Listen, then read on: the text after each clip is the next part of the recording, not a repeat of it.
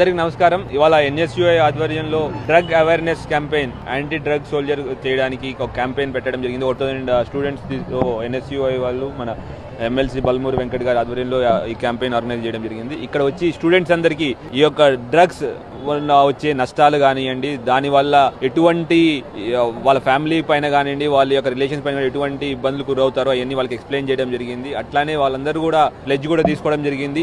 ఎటువంటి డ్రగ్స్ కానివ్వండి, దానికి సంబంధించిన కార్యకలాపాలు కానీ వాళ్ళ దగ్గరలో కానివ్వండి ఎవరైనా పార్టిసిపేట్ చేస్తున్నా మాకు ఇన్ఫర్మేషన్ చెప్తానని వాళ్ళు మనకి ప్లెడ్జ్ కూడా తీసుకోవడం జరిగింది. ఈ యొక్క వేదిక మీద నుంచి అందరికీ మేము రిక్వెస్ట్ చేయడం జరిగింది. డ్రగ్స్ మీద యుద్ధం ఇది ఒక మహమ్మారి. ఒక్కరి వల్ల ఈ యుద్ధం గెలవలేము, ఒకరు ఫైట్ చేస్తే అవ్వదు. అందరి యొక్క సహాయం కావాలి.